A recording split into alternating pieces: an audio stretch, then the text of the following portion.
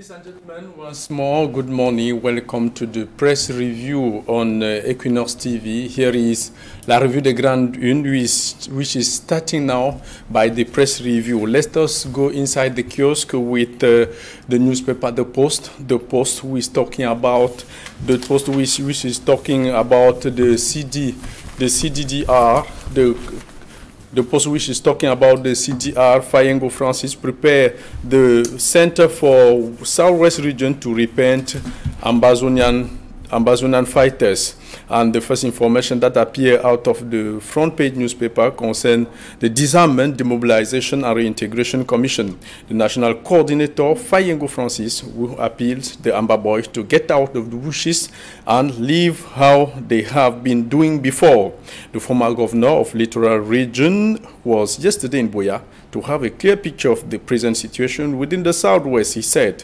By the same occasion, Fayengo visited the Bostal Institute, which will serve as a disarmament and rehabilitation center for Amba fighters in the South region. Quote the Post in his page 2. And the newspaper, The Post, is also talking about the registration on the electoral rolls that will begin on January 2, 2019, as the chairman board of the electoral board held a meeting yesterday in Yaoundé concerning their last ordinary session. Eno Abrams Egbe, who said that this roll registration on electoral roll is ahead of municipal and legislative election to come. And he also congratulates the member of the board for what they did during the last 7 presidential election in Cameroon. Let us continue our press review with the newspaper La Nouvelle Expression qui titre en sa une: le CNC frappe la presse. Le président du Conseil national de la communication a signé une pluie de sanctions contre des journalistes des organes de presse hier, des suspensions à l'appel, titre le journal. Le journal revient également sur le scandale de la CAN. Le SDF demande une enquête parlementaire. Le groupe parlementaire sollicite donc la mise en place d'une commission d'enquête dans le but d'établir les responsabilités des acteurs qui ont géré le processus d'organisation de cette compétition. Une réaction attendue avant les mouvements populaires annoncés, indique le journal. C'est d'ailleurs l'un des titres qui fait la une de beaucoup de journaux, notamment le journal Le Quotidien Le Jour, sur cette enquête parlementaire, le journal Mutation, le journal Indépendant, du moins dans la nouvelle, pour continuer dans La Nouvelle Expression, qui parle de l'université de Ngaoundéré avec ses grèves. Une grève en perspective où des syndicalistes enseignants en service à l'INSAI dénoncent la malgouvernance de dirigeants en égrenant ainsi un véritable chapelet de récrimination qui concerne la malgouvernance et la mauvaise organisation académique à l'université de Ngaoundéré. Et puis, parlons à présent du journal Info Matin qui revient aussi sur la CAN 2019, le SDF qui réclame une commission d'enquête. C'est le principal titre à la une de ce journal où le parti de Nidjon Frundi exige que la lumière soit faite sur le retrait de la compétition au Cameroun par la CAF et que les coupables soient traduits en justice. On continue donc avec le journal L'Indépendant qui parle de l'ivresse du pouvoir, les armes du front anti-Boulou dans les batailles successorales au sommet de l'État. Le vice-dieu parlant du secrétaire général de la présidence de la République s'emploierait à faire et défaire les destins. Homme de pouvoir et d'influence, il a la main mise sur la police, les services de renseignement et discrimine les affaires à apporter à la haute attention du chef de l'État. Il se découvre un destin présidentiel alors même qu'il ne peut pas se prévaloir d'une base sociologique ou politique, titre le journal. Le journal qui revient aussi sur le scandale de la CAN 2019, le scandale du retrait. Le syndicat du crime règle ses comptes.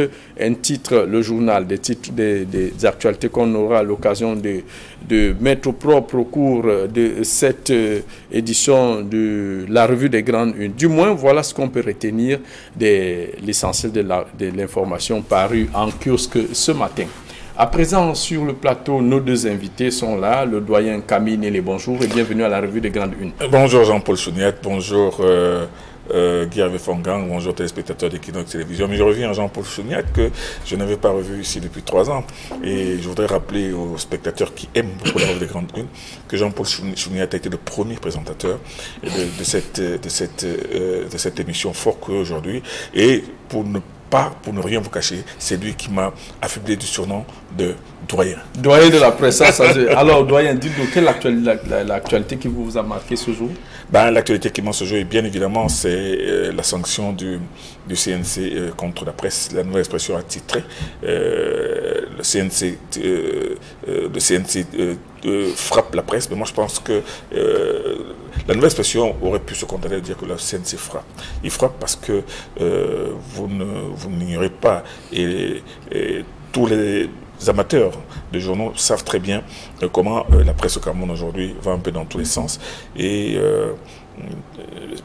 se prévalant certainement de cette liberté de la presse qui est entrée dans les mœurs et dans les habitudes, il y a certains journalistes et certains organes qui ne respectent plus ni les fondamentaux, ni la déontologie, ni les fondamentaux, ni l'orthodoxie, et se permettent des écarts extraordinaires, pour ne même pas parler parfois de fiction, parce que je pense que l'une des premières choses à faire pour un journaliste quand il détient une information et quand il veut la diffuser, c'est de la recouper. Il y en a qui ne la recoupent pas, il y en a qui prennent des informations sur les réseaux sociaux et qui la balancent tout de go dans les journaux. Mais seulement, il faut aussi que le journaliste, au moment de donner l'information, qui prenne la précaution de pouvoir respecter les règles minimales du bienséance et de convivialité. D'éthique. Alors, Guy Hervé Fongang, bonjour et bienvenue à la revue de Grande Unes. Bonjour Jean-Paul Chouniat, la voix de l'Ouest. Qui reste d'ailleurs. Désormais, l'expression consacrée, non. Il faut dire que nous avons entamé cette belle odyssée. Il y a 3 ans, effectivement, j'étais encore aux côtés du doyen que toute la presse nous envie, Camille Neley. Et je suis très heureux de savoir que retour la case départ et que cette belle odyssée reprend à nouveau. Vous savez, on est à quelques jours de Noël et ce matin, je voulais avoir une pensée pour les enfants en mobilité réduite. Vous savez, quand on marche sur ses 2 pieds, on n'est pas toujours très conscient de la chance et de la force que que les autres endurent. Et ce que les autres endurent. Donc vous avez des personnes qui, à l'âge d'un an, ont été victimes de poliomyélite et qui n'ont pas pu se tenir sur leurs 2 jambes. Les enfants et parents en mobilité réduite, j'ai une pensée pour eux. Je leur souhaite un excellent Noël et je voulais faire un clin d'œil à Martin Camus, Mime, qui à travers sa fondation Donnons-nous la main se donne beaucoup de mal au quotidien pour faire du bien à ces enfants en mobilité réduite là, à travers un événement qui aura lieu le 22 ici à Douala même. Donc il n'y a plus de plaisir à donner qu'à recevoir. Donc ayons une pensée pour les enfants en mobilité réduite. Et je pense Guy Hervé Fongang que l'action de Camille même est d'autant plus enrichissante que lui-même est de mobilité réduite, et moi je pense qu'il se dit qu'il a le devoir de faire pour les autres ce que frapper les poliomyélites à l'âge d'un an. C'est très important. Ce qu'on n'a pas pu faire pour lui. Moi, je pense que, dans tous les cas, même quand on est quelqu'un de valide, c'est normal d'assister ceux qui ont le plus besoin de nous. Ce n'est pas toujours parfois c'est un petit soutien, faciliter un handicapé à traverser la rue par exemple. Donc on peut le manifester tous les jours. Alors, entamons donc cette revue des Grandes Unes avec un sujet qui barre la une du quotidien, la nouvelle expression, le CNC frappe. Camille Neley, j'ai envie de demander, on a déjà eu à suivre d'autres sanctions que le CNC a pris par le passé. Que peut le CNC finalement? Ça, c'est la grande question. C'est la grande question. Que peut le CNC et à quoi sert le CNC? À quoi sert le CNC? Parce que nous pensons que la création du CNC a été une idée géniale pour non seulement être une sorte de structure de régulation de la presse, et une structure qui soit là pour recadrer les journalistes qui seraient tentés de sortir des sentiers de l'objectivité et de la professionnalisation. Le CNC lui-même composé d'éminents communicateurs, parmi lesquels le président Peter Soka et beaucoup d'autres, Suzanne Ganalobe et bien d'autres. Moi, je pense que le CNC essaie tant bien que mal de faire son boulot, de rappeler les uns et les autres à l'ordre. Mais malheureusement, nous sommes dans un environnement où les gens sont pratiquement sous le coup de l'ivresse de la liberté. Et moi, le CNC est là pour rappeler aux journalistes que la liberté, toute liberté a une limite. Et la liberté de la presse elle-même a pour limite la loi. le CNC n'a pas une fonction répressive, mais moi je pense que sa façon de réprimer et de ramener les uns vers les autres à l'ordre, c'est de décerner des avertissements, des suspensions et peut-être même parfois des fermetures, tout simplement, qui est la mesure extrême. Ici, nous n'allons pas faire le procès des journaux qui ont été frappés. La nouvelle expression donne des raisons pour lesquelles certains journaux, certains journalistes ont été frappés. Mais moi, je pense que le CNC démontre à ces journalistes qu'aucun journaliste n'est au-dessus ni de la loi, ni même des règles de l'exercice de cette profession. Et à lire ces sanctions du CNC, on voit bien que le CNC n'a pas tout à fait tort. Cependant, le problème, et ce problème rejoint la question que vous avez posée, que peut le CNC? Parce qu'il y a des moments où le CNC a frappé, a suspendu des journalistes, mais ils ont continué de fonctionner, à même ordonner la fermeture de certains journaux qui continuent toujours de paraître. Donc la question est là, que peut le CNC et à quoi sert le CNC? Guy Hervé Fongan, le CNC qui a pris ces mesures, est-ce que finalement le CNC, est-ce que ça a raison d'être? Surtout que, je prends le cas de nos confrères de Vision 4 qui ont été sanctionnés pour propagation de fausses nouvelles. Un mois après, après peut-être que cette nouvelle ait été propagée, que le CNC sorte timidement. Est-ce que ce n'est pas tout ça qui pousse les professionnels des médias et le public à dire que, oui, à dire clairement que le CNC ne sert à rien? Non, je peux pas vous laisser dire ça. Le CNC doit exister parce que, je vais dire, la porosité de la profession fait que il faut qu'il y ait un organe régulateur qui au-delà de sanctionner, sensibilise et conscientise les professionnels du métier. Et le problème du CNC aujourd'hui, c'est cette incapacité à pouvoir aller jusqu'au bout des décisions qui sont prises. Vous parlez de Vision 4 qui régulièrement a l'habitude de rayonner face aux décisions du CNC, et ce n'est pas de nature à crédibiliser cet organe-là qui ma foi, qui aujourd'hui est plus urgent que par le passé. Quand on observe avec la démocratisation des canaux de l'information, ça laisse prospérer un certain nombre une typologie d'informations nauséeuses qui n'est pas de nature à permettre aux citoyens d'avoir une information de qualité. Et à partir de ce moment-là, le CNC doit réguler et organiser l'activité.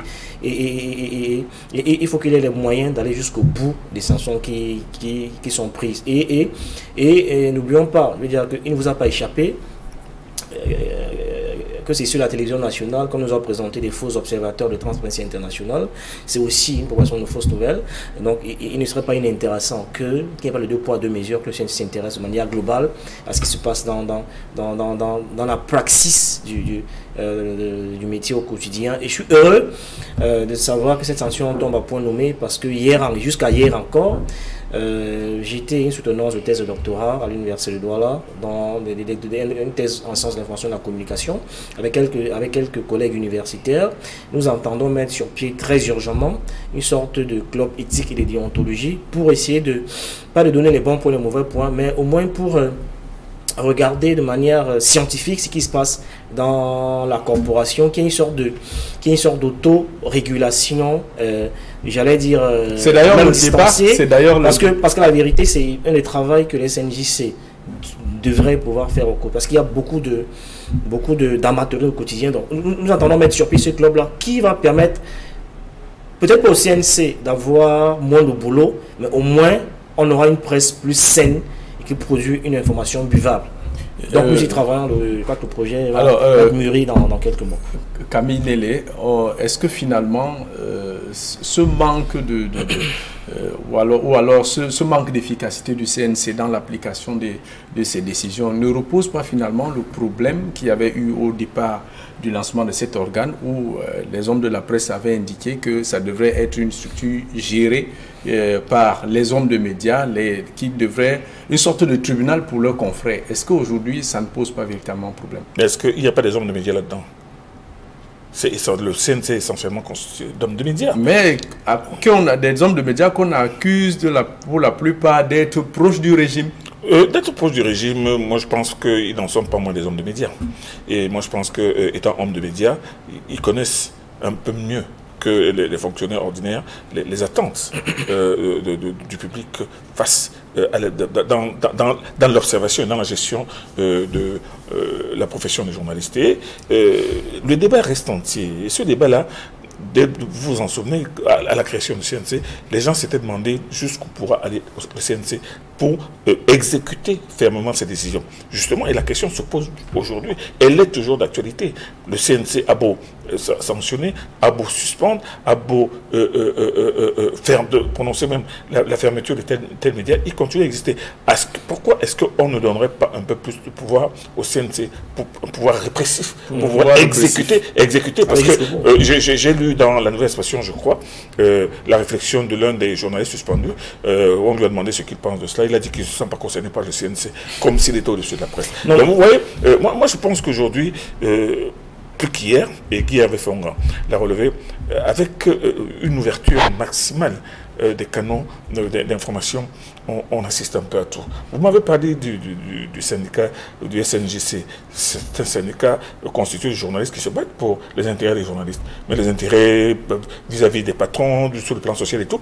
Mais ils ne se battent pas beaucoup sur le plan de la formation initiale et continue des journalistes. Parce qu'il y a des gens qui se retrouvent dans la presse sans jamais reçu l'enseignement des fondamentaux. Il y en a qui, parce qu'ils sont capables d'aligner 3, 4, 5 phrases, ils sont capables de virulence quand il s'agit d'insulter quelqu'un, ou bien de sarcasme quand il faut se moquer de quelqu'un, sont dans la presse, exercent dans la presse. Moi je pense donc aujourd'hui, avec cette sanction supplémentaire du CNC, on peut se demander jusqu'où le CNC peut aller pour effectivement moraliser et mieux recadrer la presse.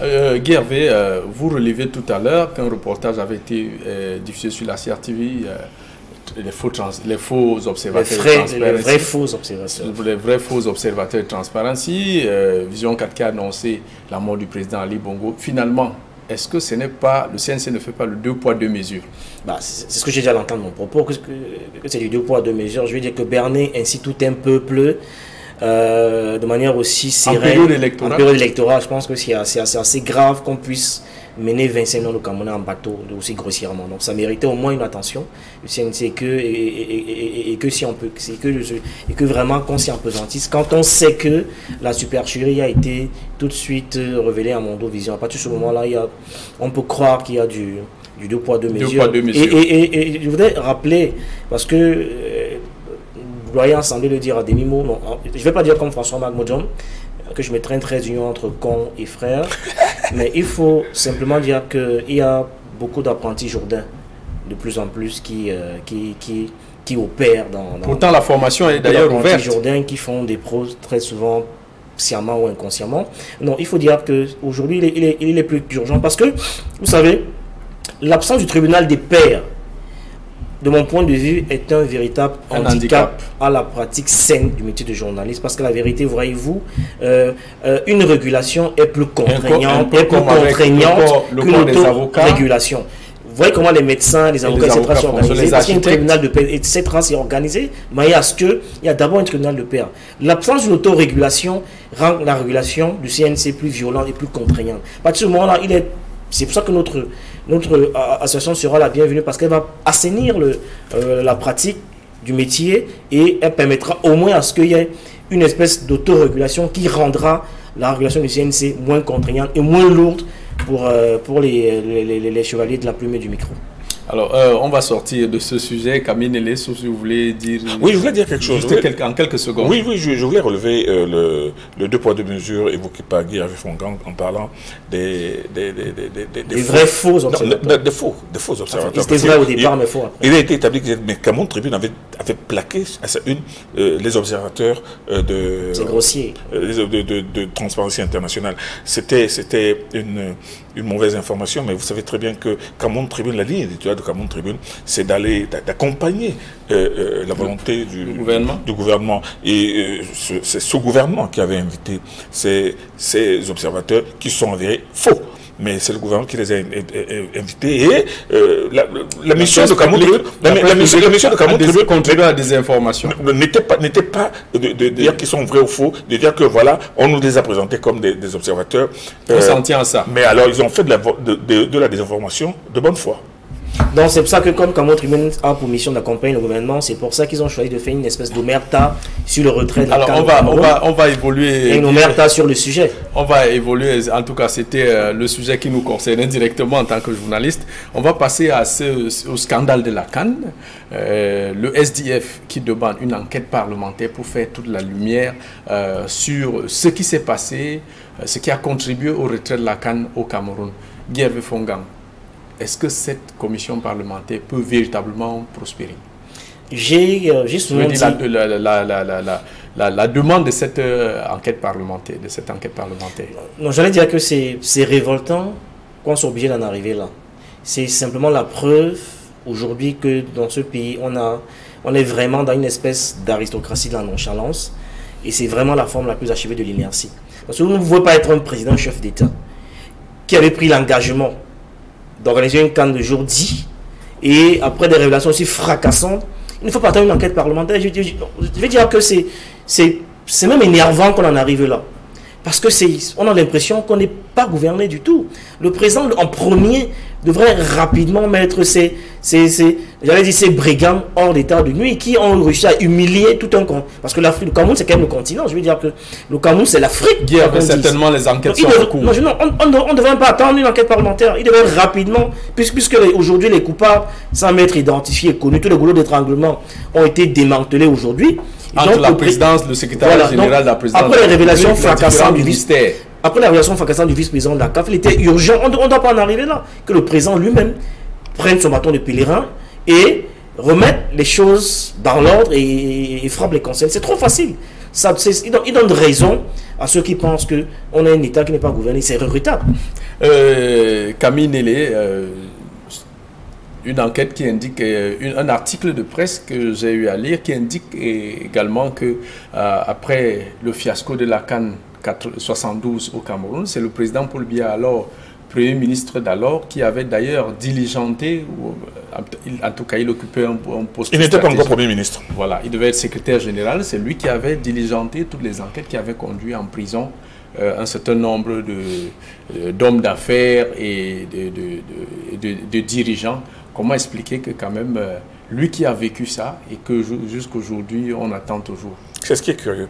C'est la question que se posent tous les Camerounais. Bon, évidemment, il y en a beaucoup dans l'opinion qui ont fini par se convaincre que le président Biya a son style, le style de quelqu'un qui... Le temps du président.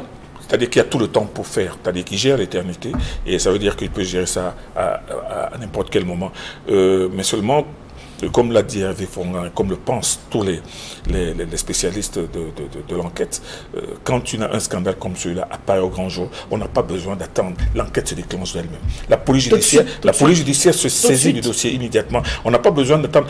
Il aurait fallu que les députés du SDF prennent le courage d'exiger une enquête parlementaire alors que l'enquête était automatique. Elle aurait dû être automatique.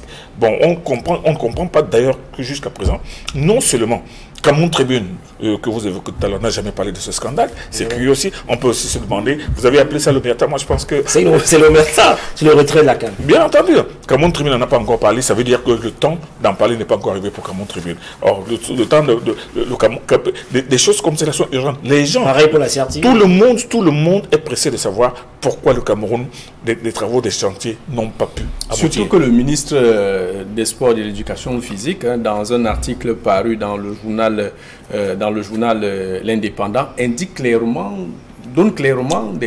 les goulots d'étranglement dans différentes administrations qui ont contribué à plomber la CAN. C'est un indicateur très fort, Guerre. Oui, qui est très fort. Et même si vous suivez la qualité de la CAN depuis l'attribution par la CAF, vous allez y remarquer comme moi que depuis le ministre Ambassala, on avait commencé à tirer les sonnets d'alarme. Comme dans ce pays, on n'aime pas les gens qui disent la vérité. On a rapidement réussi à le diaboliser auprès de l'establishment. On l'a mis de côté. Aujourd'hui, on voit bien qu'il y a... C'était d'ailleurs un technocrate, il faut le préciser. On voit que 4 ans, 5 ans plus tard, on voit bien qu'Ambassala avait raison des réserves qu'il émettait quant à la faisabilité de cette CAN-là. Le ministre des Sports a pointé de manière claire des gens du doigt. Donc, il est plus aujourd'hui opportun qu'on attende qu'une enquête soit ouverte pour faire quoi que ce soit. Et encore que maintenant, entre Ferdinand Ngongwa et Motazé, ouais, bien que depuis au moins une semaine... Il y a une guerre qui se livre à travers les médias. Et il y a une guerre par presse interposée au quotidien. Donc, on voit des documents ultra confidentiels qui sont sur la place publique. Comme ce document. Il y a quelques jours encore, nous faisons de la... Donc, je veux dire qu'on ne peut pas être aussi inerte de manière grossière. Comment les individus normalement conscients peuvent, sur eux, se mettre en mission pour 700 000 pour aller payer un gardien à 80 000? Est-ce que ça fait sérieux? L'aménagement des parkings extérieurs, vous savez, c'est totalement surréaliste. Et on le connaît, ces gens. Le ministre des Sports a beau aujourd'hui de dénoncer, de faire des dénonciations après coup. Mais qu'est-ce qu'il a fait pendant que tous ces trucs étaient en train de traîner? A-t-il informé le chef de l'État de cette nonchalance dans l'accomplissement des... Peut-il informer le chef de l'État sans passer par le secrétariat général? Mais moi, je pense que le ministre des Sports, il a une proximité avec le chef de l'État qui n'est pas forcément soumise à la hiérarchie, surtout pour un projet comme celui-là. Peut-être passe par une personne interposée. Par exemple. Mais moi, ce que je veux dire, ce que je veux dire aujourd'hui, c'est-à-dire que tous ceux qui commencent à dire que non, ceci n'a pas été fait, ceci n'a été pas, alors qu'ils savaient très bien que ce n'était pas fait. Et je vais vous dire une chose, il n'y a pas que le ministre des Sports qui savait.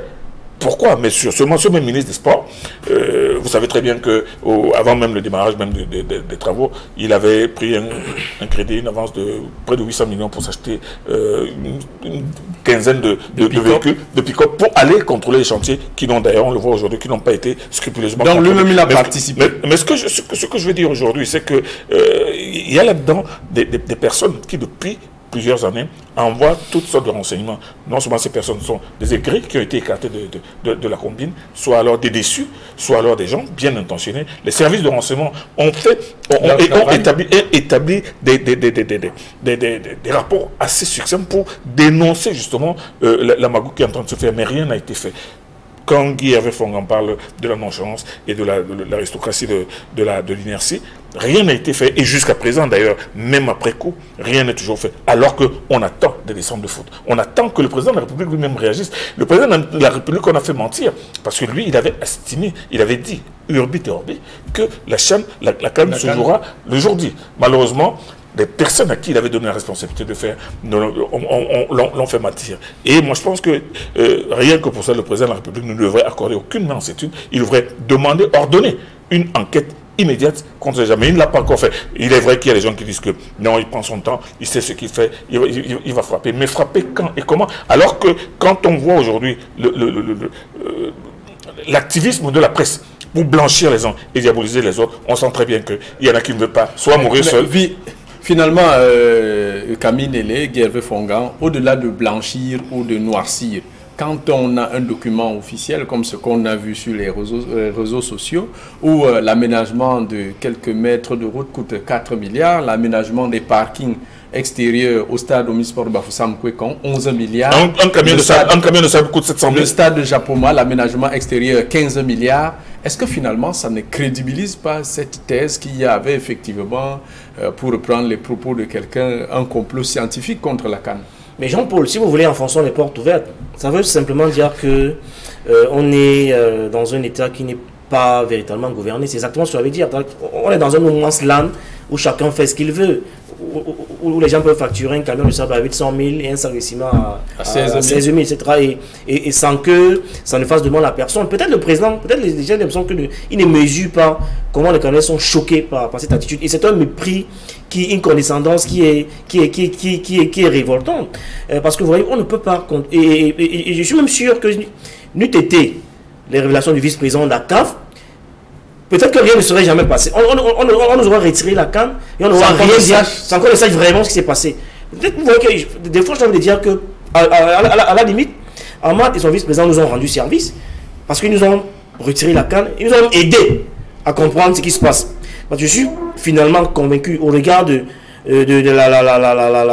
l'inertie qu'on observe depuis là, que nous était la sortie du vice-président de la CAF, je suis sûr qu'on ne nous aurait rien dit. On aurait continué à tirer sur comme d'habitude. On n'aurait rien dit comme d'habitude. On n'aurait rien dit, mais vous avez entendu que dès que le retrait nous a été notifié, vous avez entendu le porte-parole du gouvernement dire ici, tranquillement et posément, placidement, que c'était un retrait injuste, alors qu'on voit tout et que le Cameroun allait prendre toutes les mesures de droit. Voilà. Alors, après la sortie du vice-président, voilà. Ils se sont ravisés. Voilà, ils sont ravisés. Que le secret est dehors. Et maintenant, le secret est dehors. Ce n'est plus injuste. Il y a donc ce conseil de ministres autour du Premier ministre. Ce conseil de ministres où chacun regardait le bout de ses cheveux en reconnaissant que rien n'a été fait. Mais seulement, vous voyez, je pense que c'est la continuation de ce système que dénonce Guy Hervé Fongan. Il y a eu, il y a quelques années, le commissaire pastoral de Boulard, avec de vastes chantiers qui avaient été commandés, tout ça. Et ce comité s'est tenu sans que beaucoup de chantiers n'aient été achevés. Et il y en a même un qui n'ont pas été livrés. Il y a un qui a été livré il y a 8 ans après, il y a quelques semaines. Donc moi je veux vous dire que si les gens peuvent se permettre des choses comme celle-là dans la province, dans la région du chef de l'État, où le chef de l'État était présent, mais ça veut dire qu'ils n'ont même plus peur du chef de l'État. Et là, le chef de l'État lui-même devrait comprendre, devrait se poser les questions et il devrait agir avec un peu plus de rudesse. Alors Guy Hervé Fongan, quand on constate toute cette inertie, vous avez semblé le relever tout à l'heure. Le journal L'Indépendant qui, parlant des armes du front anti-Boulou, cette guerre au sommet du pouvoir entre le clan Nanga et le clan Boulou, et le journal dit homme de pouvoir et homme d'influence. Il a la main mise sur la police, les services de renseignement et discrimine les affaires apportées à la haute intention du chef de l'État. Ça, c'est ce que le journal L'Indépendant dit du ministre secrétaire général de la présidence de la République. Finalement, à tout entendre, c'est lui le problème? Oui, évidemment. Je ne vais pas dire de façon sentencieuse quel est le problème, mais vous me permettrez d'observer que L'Indépendant j'ai vu une l'ivresse du pouvoir. Ça me rappelle l'éditorial que j'avais rédigé. J'avoue que je n'ai pas lu le contenu, donc pour savoir comment est-ce que ça a été articulé. Mais ça me rappelle l'éditorial que j'ai écrit au lendemain de la présentation du serment du président, que j'avais intitulé l'ivresse du pouvoir. Non, il faut dire que aujourd'hui, tout porte à croire que des goulots d'étranglement ont commencé avec le SG Ferdinand Ngongo. Ce n'est plus un secret pour personne. On sait que Motazé, quand il était aux affaires avec un dossier quasiment bouclé, avec tous les prestataires qui devaient se mettre en scène pour livrer les chantiers de la CAN, et qu'on a perdu 2 ans avec l'arrivée de Ferdinand Ngongo parce qu'il fallait tout renégocier et tout recommencer, et ça nous a perdu un temps fou. On n'a pas pu livrer les travaux à temps. Donc aujourd'hui, avec toutes les missions de contrôle qui nous ont perdu 2 ans inutilement, et c'est aussi encore malheureusement la faute du chef de l'État. Je pense que quand on a pris un engagement aussi sérieux en Mondovision, il faut que, d'ailleurs je l'ai dit, je suis obligé de le redire, il faut qu'il ait la capacité de trouver d'autres Motazé à qui il doit aussi faire confiance. Motazé ne peut pas être partout à la fois. Il nous a fait échapper qu'il y a quelques années, on l'appelait Motazé le ministre du ciel et de la terre. Donc il était au cœur, il pilotait, si vous voulez, l'ensemble des projets structurants de ce pays. Donc voilà, nos profonds des crimes. Tous les projets structurants de ce pays, il les a pilotés. Et donc la canne qu'il a portée à bout de bras, en milieu de chemin, le dossier lui a été retiré, on l'a confié à quelqu'un d'autre. Aujourd'hui, on a des conséquences visibles parce que le Ferdinand Ngongo est venu recommencer tout bon. Peut-être qu'on aurait pu éviter ça, et on aurait pu éviter ça si à l'époque Motazé avait porté le dossier de bout en bout. On aurait peut-être évité observer ce qu'on vit aujourd'hui. Donc malheureusement, ça n'a pas été le cas. Oui, il faut que le président apprenne à laisser les gens aller au bout des projets qu'ils ont initiés. Alors, on aurait pu éviter ça, peut-être. Camille Nélé, ce que Guy Hervé Fongan vient de relever pose clairement le problème de la continuité du service public. Alors, comment comprendre qu'un dossier est entamé, une procédure entamée, presque bouclée, et que avec la mutation d'un responsable, qu'on en soit encore à recommencer? Est-ce que ce n'est pas tout ça finalement qui nous mène là où nous sommes aujourd'hui? L'analyse de Guy Hervé Fongan conforte tous les documents qui sont balancés sur les réseaux sociaux pour démontrer comment ce dossier a avancé.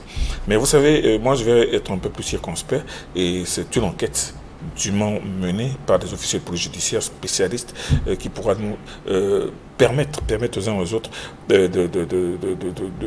d'éclairer notre religion. Mais toujours est-il aujourd'hui que le titre de l'Indépendant, c'est un titre que moi qui me choque un peu.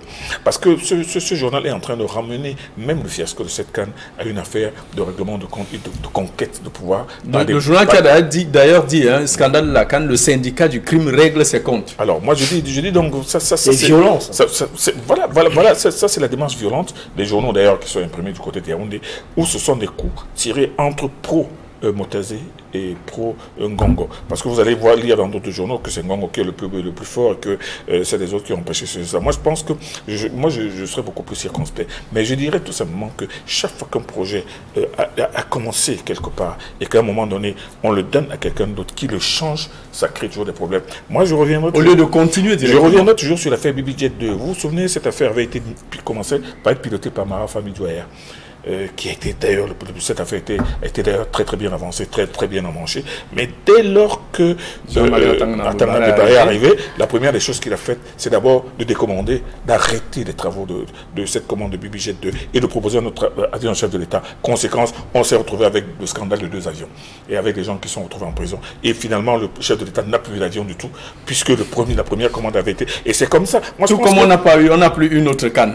Voilà, c'est pour cela que je suis donc en train de dire que dans ce pays, on a l'impression que ceux qui arrivent aux affaires estiment que les autres qui étaient là. Les autres n'ont rien fait. Ils n'ont rien compris. Et c'est ce qui arrive aujourd'hui. Et moi, je pense que ce scandale, il faut absolument qu'il y ait une enquête. On n'attendait pas l'enquête parlementaire encore que le SDF lui-même est minoritaire à l'Assemblée nationale. Mais il faut donc ça ne pourra pas prospérer. Non, il faudrait qu'il y ait des hommes d'honneur, des hommes qui, dans le doute, pourront s'abstenir, des hommes qui vont dire que on va mener cette année, on veut tout savoir, parce que les Camerounais ont besoin de comprendre. La justice camerounaise elle-même a besoin de sévir. Pour qu'à l'avenir, tout le monde a besoin de comprendre. Ce genre de tripotage n'est plus lieu. Guy Fonga, la régie me signale que nous sommes arrivés au terme de cette émission. J'espère qu'on aura. C'est un dossier qui reste d'actualité. On va simplement se dire un joyeux Noël à tous et à chacun. Il y a plus de plaisir à donner qu'à recevoir. Vous le savez, à Equinox mieux que personne.